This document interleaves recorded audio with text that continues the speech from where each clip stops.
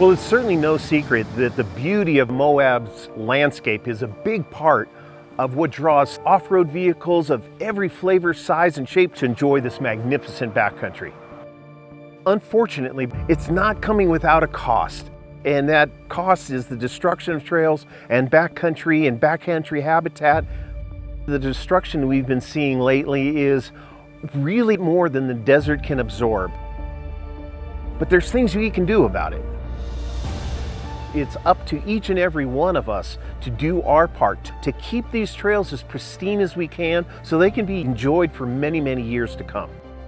Use the tools that are available to you. Study up before you visit the backcountry. Know where you're going and make sure you're not getting in over your head. Make sure yourself and the vehicle are up for the task at hand. When you come to the backcountry here in Moab, there's a handful of things we can certainly do to try to minimize our impact on the backcountry. One of the things is study the tread lightly principles. Those are very simple. You can find those online. As you drive down the trails, you'll look to the right, you look to the left, you see these little islands of vegetation. This is where all the backcountry animals live. This is their home. The deserts of southeast Utah are very fragile. We have something here called cryptobiotic soil. It basically glues the desert in place, and a single tire track will destroy it. When we're driving on slick rock, it's an amazing adventure. There's traction like no other. However, there's things out there, we call them potholes. Now the potholes are a habitat, whether they have water in them or they're completely dry. There's a wide variety of life. There's 3 types of shrimp. There's tadpoles, there's daphne. There's amazing aquatic life that happens within these pools. When the rain comes, they hatch out. So, wet or dry, we really want to avoid these potholes. It's part of the vital ecosystem that is the desert. It's up to us to educate ourselves before we come to the area, learn the lay of the land, learn the rules, the regulations, the do's, the don'ts before you come out. Do your homework. And part of that homework is learning where your vehicle belongs. But know where you're heading and know that the trail that you're doing is appropriate for your vehicle. One of the best resources to help you stay on designated routes is to use BLM georeferenced maps available from resources such as Gaia, Avenza, or Onyx, which are all free apps on the internet. A huge problem that continues to happen is the progressive widening of all of the trails. The trails have gone from a sweet little twin track in the middle of a pristine wilderness to superhighways. Unfortunately, you'll see in the backcountry so many fences that have gone up, and they're going up in an effort to herd people to keep them on the trail. If we want to see less fences, we need to do our part to stay in the heart of the trail. When you see mud on the trail, a lot of people, I don't want to get my vehicle all muddy, so they're going to drive around that mud. That's not what we want to do. We want to drive through the mud, but we want to do it slowly. So when you see that water, drive through it, but drive through it slowly and carefully.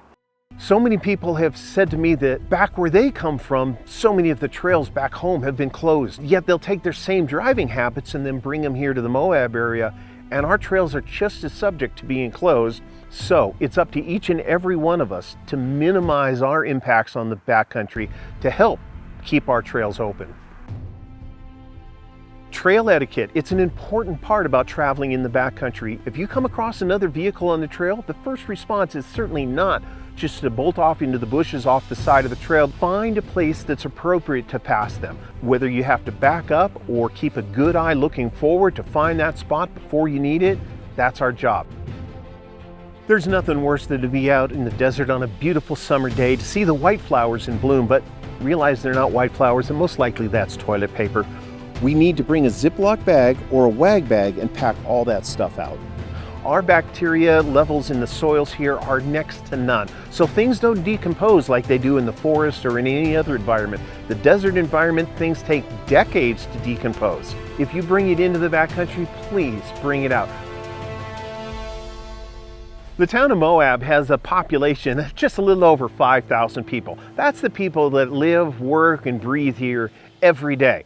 We have tens of thousands or even hundreds of thousands of visitors that come each year to spend a few days. When you're driving through the town of Moab with your off-road vehicles, with the UTVs, it's important to keep the sound down, especially on the early mornings or late afternoons. People are trying to relax at home and those sounds travel. So minimize your travel through residential areas or trailer vehicles to the trailhead if that's an option. Respect. It goes a long way. There's the respect for Mother Nature, there's respect for the trails, there's respect for this magnificent beauty that we call Moab. There's also respect for the other users, mountain bikers, equestrians, hikers, all of the day use people that are here.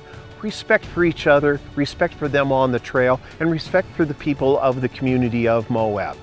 So here are the 5 takeaways. Prepare for a safe, successful outing, stay precisely on the trail, use courtesy when passing, pack it in, pack it out, minimize sound, especially in residential areas. But make sure when you're here, do the right thing. Educate yourself before you get here.